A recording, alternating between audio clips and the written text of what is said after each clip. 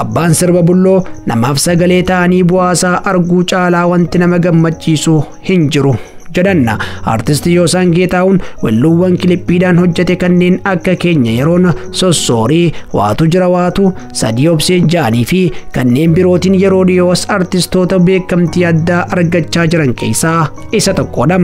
Sirbiin dhiyeenya baase sadii obsaa jedhu ammoo namoota hedduudhaan daawwatamuudhaan wallisaa kana akkaan beekamtii addaa gonfachiiseeti jira.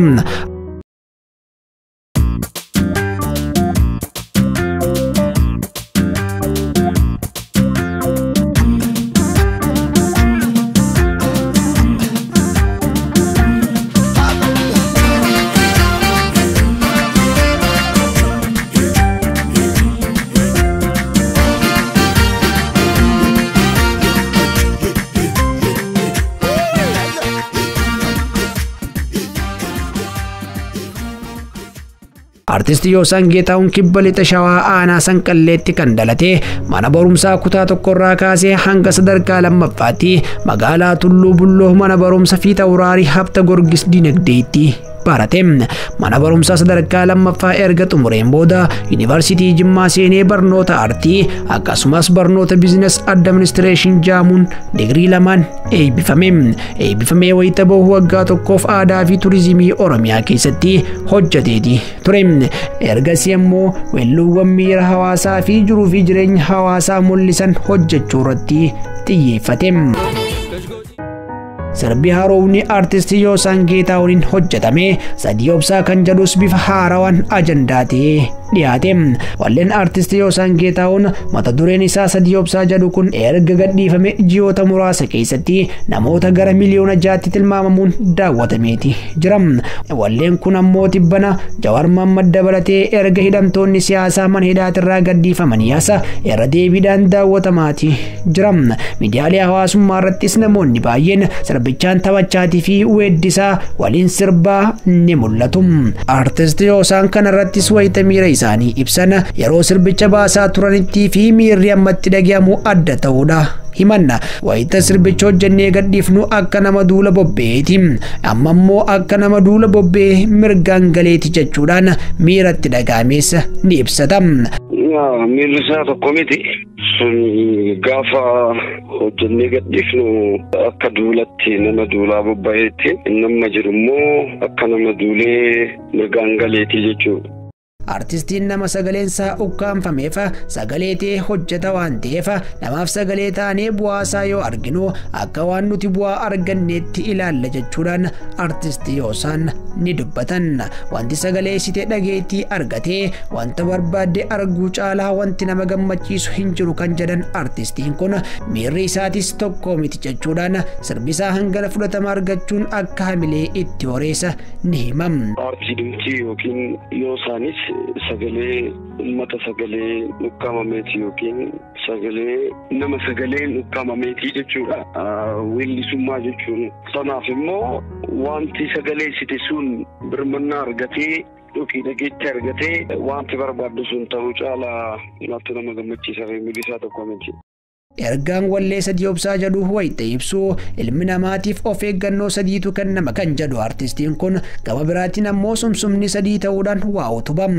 Tokkoonsaa kan keessaa hafu yoo ta'e ammoo mi'aan irra keenya jiguu danda'a jechuudhaan ergicha sirbaa ni ibsam. Sadigaa waa baay'ee wajjin wal qabata. Fakkeenyaaf sumsumoo fudhatte sadii tokko keessaa yoo iftee baalaansiin godhuun jiga jechuudha wanta irra keessu. Of eeggannoon sadii gorsi sadii kanaan gadi namummaadhaa baafta jechuudha. Of eeggannoo sadii kennita ilma namaa tokko. Sana oloo darbee waan hamaatti tarkaanfiin kee kan gorsaa fi of eeggannoodhaa olii ta'a jechuudha. Hammeenyatti deemta yookiin illoltaa yookiin ofirraa fachiiftaa yookiin waa tokko goota jechuudha. Namummaadhaan bahin obsi sadin darbu lama obsine sadi obsine fiixeerra jirraa yaada jedhu dabarsuuf achi keessatti. Ayyicha sanyii gootaa gootu qalloleessa golachuu beeku waatutu kanii tola nurraa eegu. Ayyicha sanyii gootaa gootu qalloleessa golachuu beeku waatutu kanii tola nurraa eegu. Nana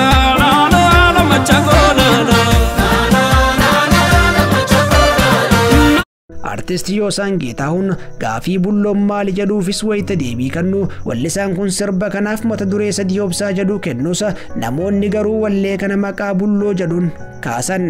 Artist Yoosaan sirbichi maqaa bulloo jedhuun beekamuu isaatiif mufachuu baatus akkamiin akka wallee kana moggaase ni yaadatama. Gaafa studio keessa osoo sirbi kun hin bahin namni akka bulloo jechuu ni danda'u tilmaameen ture. Garuu karaa lamaan egaa dabarfanna jenneeti.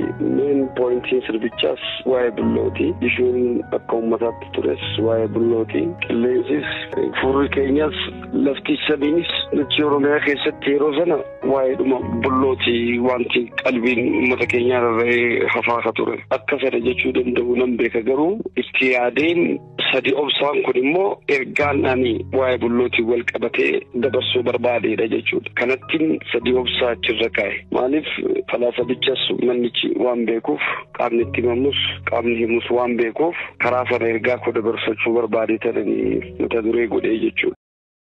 Bulloon farda beekamaa Oromoon ofitti yookaan namatti aansee jaalatuudha kan jedhan Yoosaan uummanni ergaa kiyya sirriitti waan hubateef gammadeetiin jira jechuun dubbatan. Osoo keessa kootii baasee kallattiidhaan maqaa hin waamin hidhamtoota siyaasaaf sagalee ta'uu koo waan sirriitti naaf hubataniif akkan gammadeetiin jira jechuun dubbatan. Bulloon beekamaadha.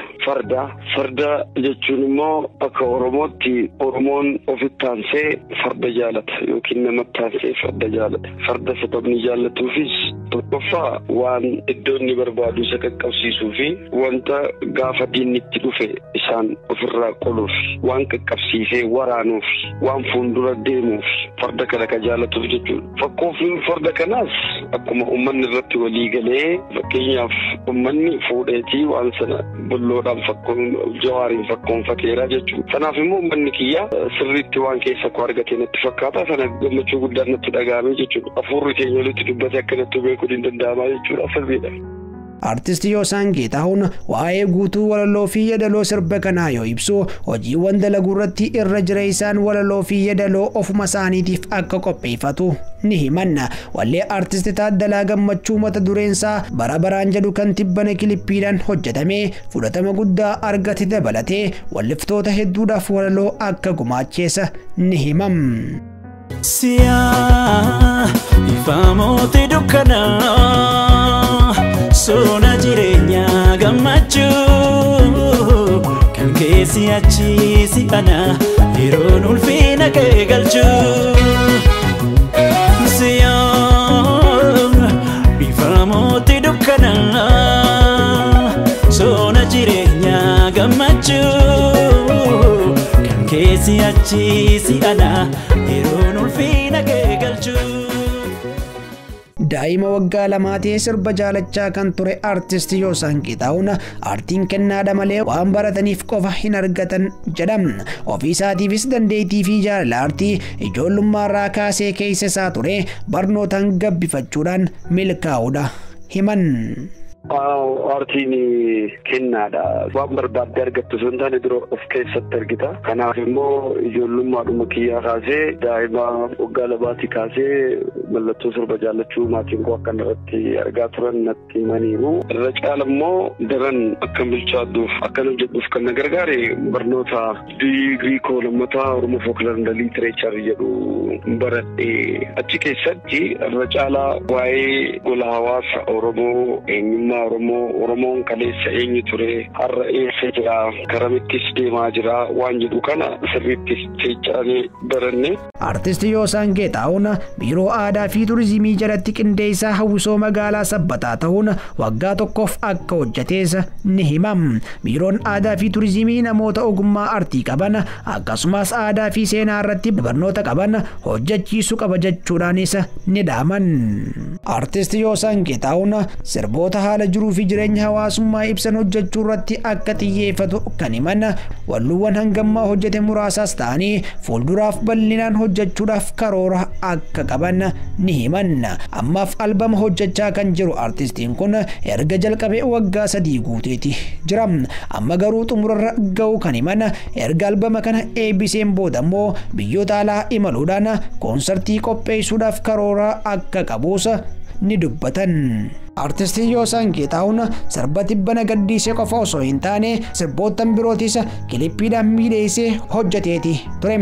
Gara fuulduraattis hojiiwwan garaagaraa hojjechuudhaaf karoora akka qabu kan himu artistii Yoosan uummata Oromootiif jaalalaa fi kabaja addaa akka qabu ni himam.